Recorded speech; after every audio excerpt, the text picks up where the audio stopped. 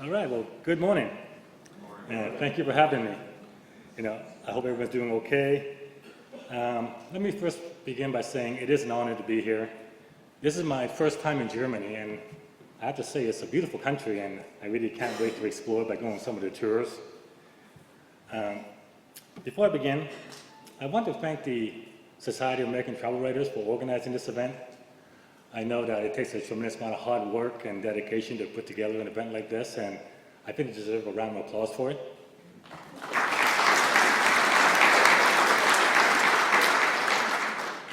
Today, I want to share a little bit about my life as a travel writer, or more specifically, a travel blogger. Though I don't travel anywhere near as much as some of you people, I do love traveling, and I do love blogging about it. Adding the fact that because my blog is my business, the travel becomes tax deductible, so that's a double bonus. A little something about me.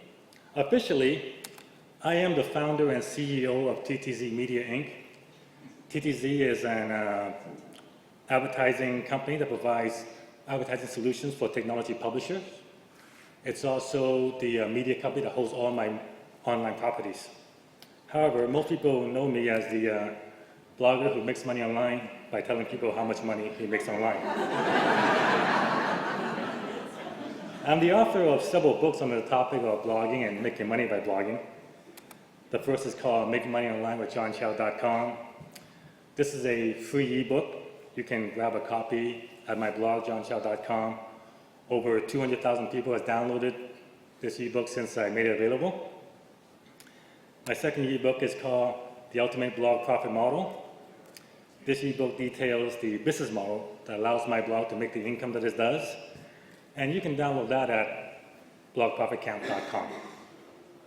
My third book is a real book. Make Money Online, Roadmap with a .com Mogul was published by Morgan James in New York, and it's available at most major bookstores like Amazon.com or Barnes & Noble. It hit #1 in this category within 2 weeks of being on Amazon. Another interesting fact about me, I worked at a job for a grand total of 8 months in my entire life. My first job was at McDonald's. I lasted 4 hours before I quit. I have tremendous respect for people who can work at McDonald's, because I can't. My second job was a phone solicitor for a carpet cleaning company, and I lasted about 2 weeks before I got fired. And my last job was selling car audio for A&B Sound, and I lasted about 7 months before they canned me from that job.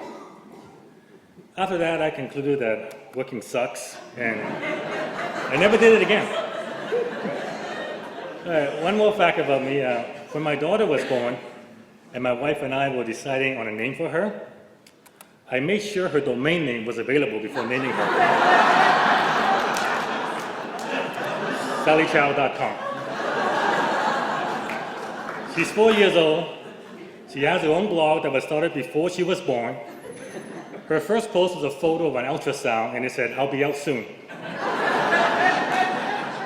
She has her own Twitter account. You can follow her at Sally Chow. And like every other 4-year-old, she has an Apple iPad. I can tell that she's growing up in the iPad generation. A few months ago, I told her to do something that she didn't want to do, and she did this to me. And I said, "What was that?" And she said, "I'm making you smaller." Kids today, they don't give you the finger, they give you this.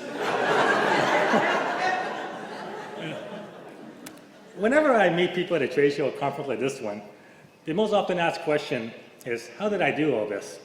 What was the secret to my success? What did I do to create a successful blog and business? To answer that question, I want to take you back to the beginning. So this is my story. I was born in a small farming village in mainland China. The village was called Guangzhou. It was in it's about a 3-hour train ride from Hong Kong. This is a picture of the house I grew up in. It was built brick by brick by my great-great-grandfather. It still stands today.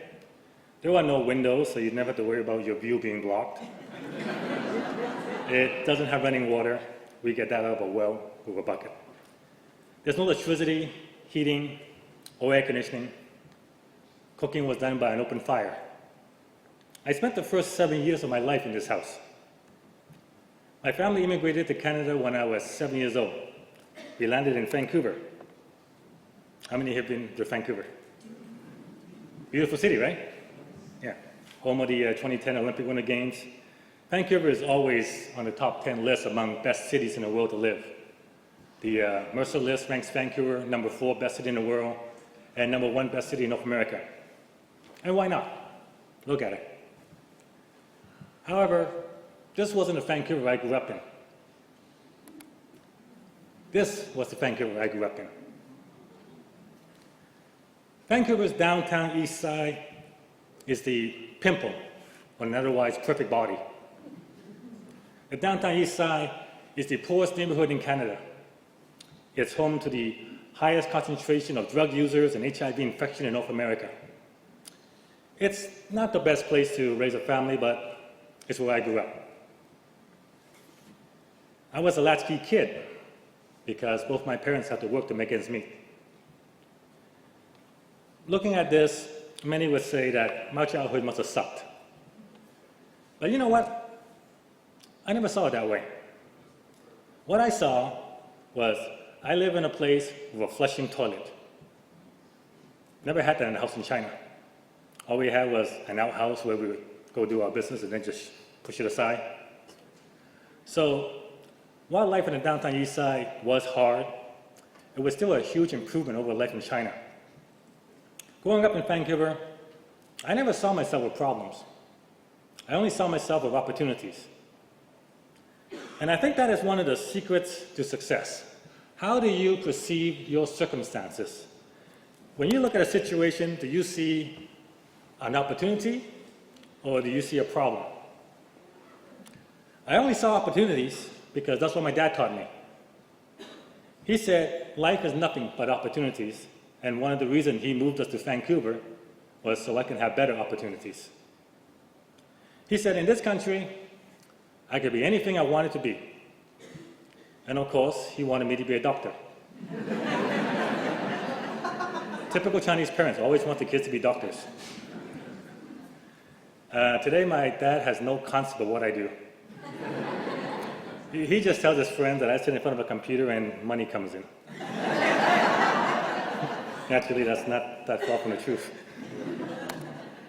I've always been entrepreneurial in nature. I did my first business venture when I was 16 years old.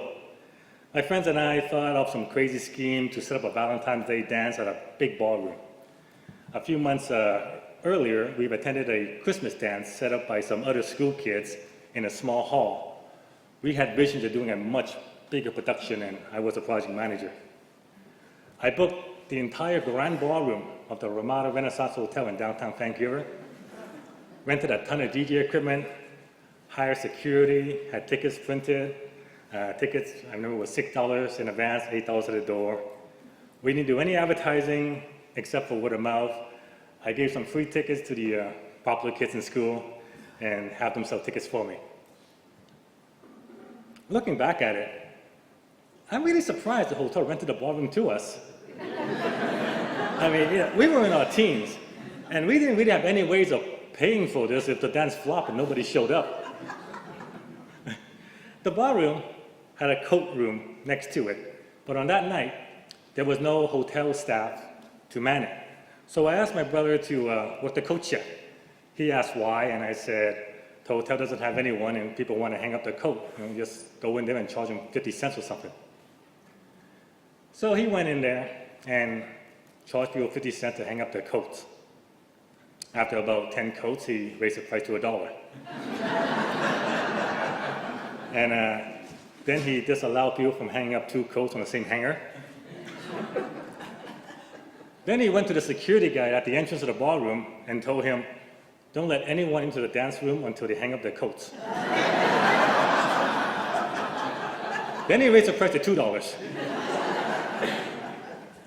When the dance was over and I got all the money together and did a count, I found that after subtracting the ticket sales from the cost of the ballroom, the sound equipment, the music licensing fee, and security, we came ahead with a net profit of $50. Yeah, we celebrated by spending the profit on dim sum the next day. We were quite happy that we were able to come ahead in a little business venture. That is, we were happy until we found out my brother made over $300 hanging up coats. I learned some valuable lessons that day. The most important being, it's not what you make, it's what you keep. Sure, it sounded great to tell people we made $3,000. However, it's not as impressive once they find out it cost you $2,950 to make it. And meanwhile, my brother's $300 was pure profit because his cost was zero. I discovered the internet around late 1997. Back then, you had to use a dial-up modem, and I think the speed was like 32K, really slow, but I was fascinated by technology. And the internet was the latest thing in tech. I wanted to learn more about it. I read books on how to create a website, and I used that knowledge to create a bunch of sites. One of those was called the Tech Zone. This was how I looked like back in 1999. Yes, black was in back in those times. After playing with the Tech Zone for a few months, I got a call from a man named Ed Homage. Ed worked for Maximum PC magazine, and he told me that Maximum PC was going to start an ad network and wanted my site to join. Maximum PC would post my news and sell advertising on my site, and any money made would be split 50-50. And I was like, I can make money doing this? Being part of the Maximum PC network was a fun and interesting experience. Unlike other ad networks, Maximum PC kept the number of affiliates low and to well-known sites. Some of the original members included Ars Technica, which was acquired last year by Condé Nast for a reported $30 million. I remember the first check I got from Maximum PC was for about $250. Next month, the check was for $2,500. And it kept going up after that. Things were going really well. And in September 1999, Ed called me up again and told me I needed to come to Comdex in Las Vegas. Back then, Comdex was the biggest technology trade show in North America, attended by over 200,000 people. Maximum PC hosted a party and an affiliate awards dinner during Comdex, and I received the award for top affiliate. I was the fastest growing site in the Maximum PC network. Things were going really well. My site traffic kept increasing, and I was making more money than I ever thought possible. It was the dot-com boom, and news was filled with stories every day of new startups and IPOs and the billionaires the internet was creating. Yeah, things were going really great. People were getting rich. The internet money train was going at full speed, and I was on it. It looked like the party would last forever. But of course it didn't. The start of 2001 was the beginning of the end for the dot-com boom. The US was entering recession, and investors were questioning the sky-high valuation placed on a dot-com company. During the boom times, it was not uncommon for a new startup to raise $20 million from an IPO and then spend the entire $20 million just to build their brand name. Being a media company, I benefited greatly from this flood of advertising money. Now that well was drying up. One by one, I watched all the ad networks I dealt with go under, including the Maximum PC network. A site called fuckcompany.com started up to list all the companies that was going to the internet graveyard. I saw my income drop to as low as $1,500 during those years. I had to make a drastic change in my lifestyle. During the boom days, I spent as much as $1,500 a month just eating out. I saw many fellow website owners go under. Some of them were run by really, really good people, and they were good friends of mine. But they just couldn't keep going with they couldn't pay the bills. I managed to survive because I remember my cost lesson, and I kept the cost of my site running very, very low. And also, I had quite a bit of money saved up during the boom times. I kept working on my site and slowly built it up to about $4,000 to $5,000 a month. And I stayed there for most of the bust years. But in the back of my mind, I kept wondering if the internet would ever come back to life. Would that train ever get back on its tracks? And then one day, in the summer of 2003, a little something called Google AdSense came along. If you were to put a date on when the internet came back to life, June 18th, 2003 would be that date. That was the day Google launched AdSense, a program that enabled website publishers to serve ads precisely targeted to the specific contents of their individual web pages. Up until that time, I was selling all my advertising to manufacturers that supplied me with review products for the tech zone. Google AdSense would be my first experimentation into cost-per-click advertising. I wasn't exactly sure what to expect because the site needed to do more than just to show ads. Readers had to click on them before I could make any money. I made $371.17 in my first month with AdSense. The next month, I made a little bit over $1,100, but I was starting to see the potential. Google started adding more ad sizes and allow users to play around with colors. This really helped to increase the click rate. Using AdSense is nothing like normal CPM banners. With CPM banners, you just slap them anywhere and be done with it because you got paid whether the user clicked on it or not. With Google Ads, you only got paid when the readers clicked, so you have to optimize those ads to try to maximize the click rates. With the introduction of Google AdSense, Google almost single-handedly brought the entire internet advertising industry back to life. Suddenly, net advertising was booming again, and by the end of 2004, advertising on the internet exceeded the peak years of 2000, and is still at record pace today. New ad networks were popping up left and right, and I was starting to make serious money again. Things were looking good, and I was wondering if it could get any better. On December 31st, New Year's Eve, I was at a New Year's Eve party at the Plaza Nation, and that's when I met Sarah.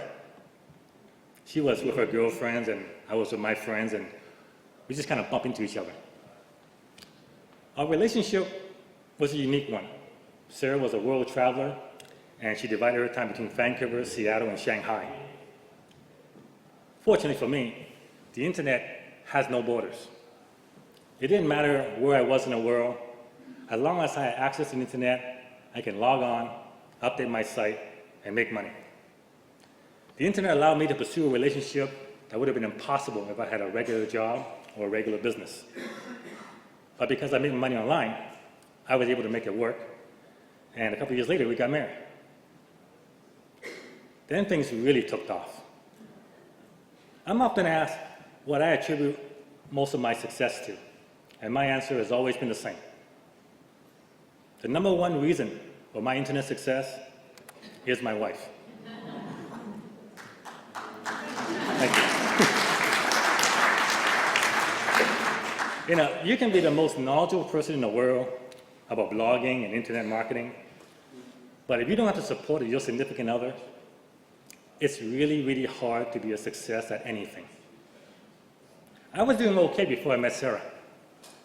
However, I didn't really hit the big time until she came to my life. No, she wasn't some internet guru or superstar blogger. She knew nothing about that kind of stuff. What she did offer was a positive environment and unwavering support for whatever it is I wanted to do. She was my number one cheerleader and inspired me to levels I never dreamt possible. You'll be amazed at what you can do when you have a truly supportive person backing you up. Blogging is about relationship. If you have a negative relationship with your readers, the blog is not going to be successful. But if you have a negative relationship with your significant others, your blog success is the least of your worries. If you truly want to be successful, have a successful relationship with your wife, girlfriend, husband, or boyfriend first. The rest will fall into place. And for those of you who are single, and I'm sure there's a few of you out there, take heart. Your chances of having a successful blog is probably a lot higher than the average couple because you don't have to deal with the negative crap that happens to befall most relationships.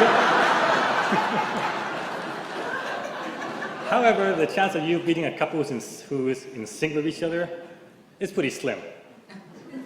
But don't worry, Successful people don't remain single for long. My blog started in December of 2005. Before then, it was nothing more than a static homepage with my picture on it. That was how it looked 10 years ago. I was hearing more news about blogging and how it was going to be the next big thing in web publishing. So I wanted to learn more about it. I figured the best way to learn about blogging was just to get in there and create a blog. And since I had this static homepage that was doing nothing, it made sense to turn that into a blog. So in December 1st, JohnChow.com was born. The blog served as a place for me to ramble about whatever's on my mind. There was no central theme or focus. It was a personal blog, just like the millions of other personal blogs out there. I used it to update friends and families on what's going on with my life. It allowed me to write about stuff that I couldn't write about in my technology sites, so that was good in that sense. It was never my intention to make money with the blog. I didn't have to. I made my money with ad-supported content sites and affiliate sites. And I really enjoy blogging about how I optimize those sites to make money on the internet.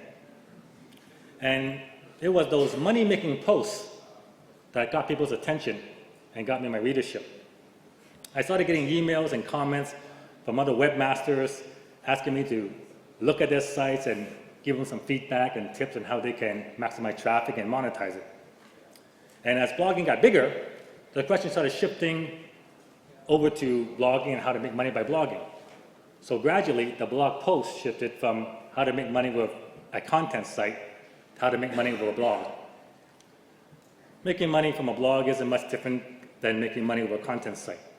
What works for one will also work for the other. However, one day I got an email from a reader, and it went something like this. You talk a good talk about making money by blogging, but your blog makes no money. So why should I listen to you? Like I said before, it was never my intention to make money off my blog. But that email had a valid point. I was blogging about how to make money by blogging, but my blog made no money. So in September of 2006, I decided to turn the blog into an income case study to prove that you can make money by blogging. The goal was to make full-time income with part-time blogging.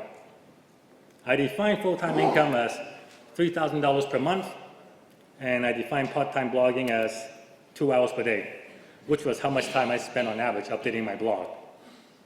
I figure if you can make $3,000 per month on 2 hours per day, you're not rich, but now you have choices. Chances are you're still doing your normal job, so this $3,000 is on top of what it is you're already making. So that was the goal of the case study, and every month I would post how much money the blog made and how I made it, and the readers could follow along until I hit the income goal. So before September, the blog's income was zero. In September 2006, the first month that JohnChow.com became a monetized blog, it pulled down $352.94. 4 months later, it hit the $3,000 per month goal. After that, it was, well, that was fun. Let's see what happens if I pull out all the stops and really try to monetize a blog. So the case study continues, and the blog income kept going up. In 2007, the blog made $180,000. That doubled in 2008 to $360,000, and in 2009, income was over $500,000. And that is still being done on 2 hours a day. Now, why is it that most blogs make nothing, but my blog makes so much? According to the 2009 Technorati State of the Blogsphere report, the majority of bloggers do not make any money. Of those that do, only a handful are able to make enough for the owners to live on. In fact, if your blog makes more than $100 a month, you are doing better than over 90% of all the blogs out there. That's a pretty sad statement. Now, why is it that so many bloggers fail to make money from their blog? One thing for sure, it's not from lack of information. There are tons of information on the internet, both free and paid, that can tell you more than you want to know about making money by blogging and how to monetize a blog and get traffic to a blog. Yet, the vast majority of bloggers won't make anything. Why is that? I came up with 6 major reasons. Number 1, they're bloggers and not internet marketers. I feel this is the number 1 reason why bloggers don't make money. Technically, I am not a blogger. I never was. I'm an internet marketer who happens to blog. There's a big difference between the two. Most bloggers know how to blog. However, very few bloggers know how to market their blog, so what happens is they end up with a blog that's only read by close friends and family members. You can have the best blog in the world, but if nobody reads it, what's the point? In the movie Field of Dreams, the voice says, if you build it, they will come. While that may make dead baseball player appear in a cornfield, it doesn't work online.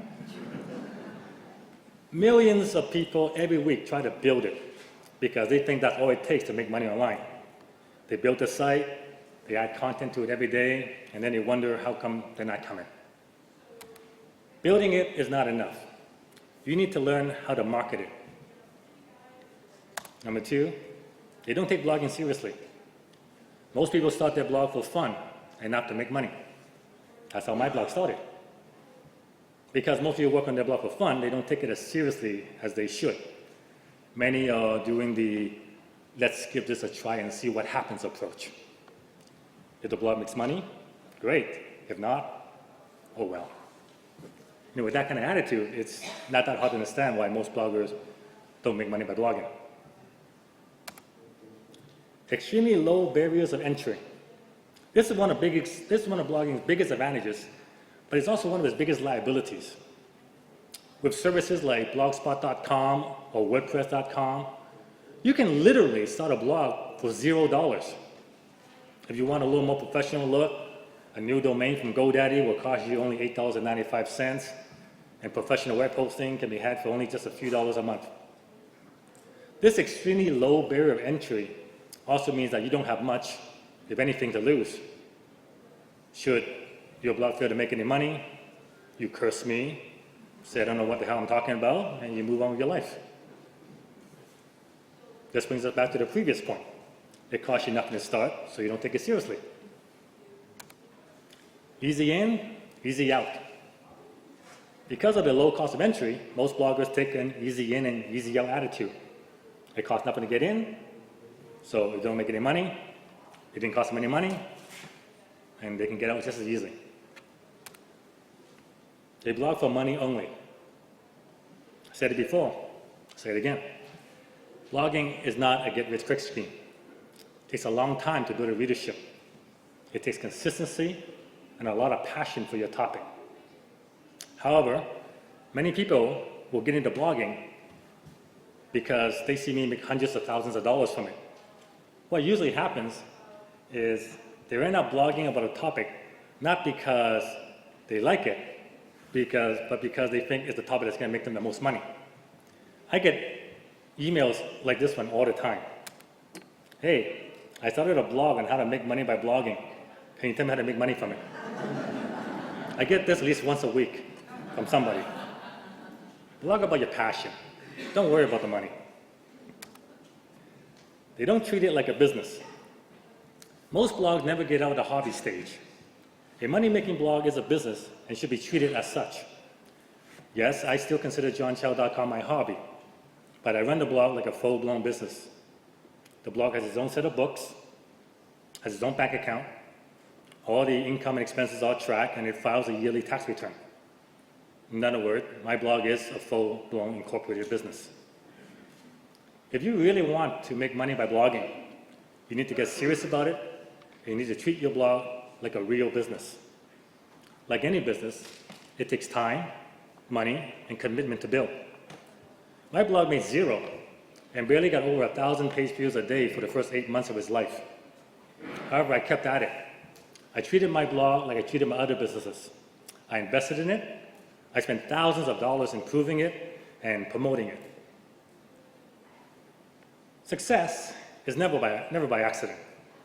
All the big money-making bloggers didn't get there because of luck or by taking the attitude of easy in and easy out. They got there by taking their blogging seriously and treating it like a business. And if you want to make money from blogging, you have to do the same.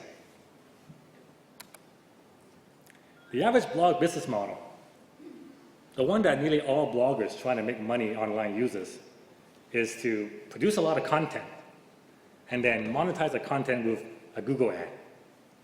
They may add a few other ad networks here or there, but for the most part, that is the extent of the monetization.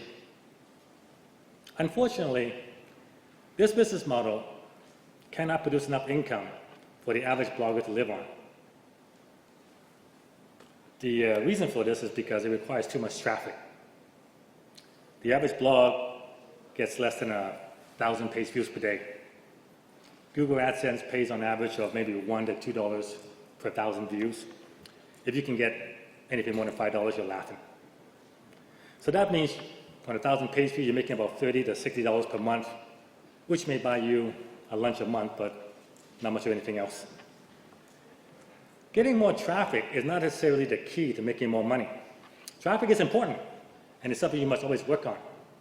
However, what is more important than traffic is how you monetize the traffic. Blog monetization efficiency is measured in eCPM, which stands for effective cost per thousand. It basically states how much money your blog is making for every 1,000 page views. There are two ways to increase the eCPM. You can increase your traffic, or you can increase the amount of money you make from your current traffic. Ideally, you want to do both. But generally, it's much easier to increase eCPM by tweaking your blog than it is by increasing your traffic. Just changing the location or color of a Google ad can double the click rate, which in turn will double your income.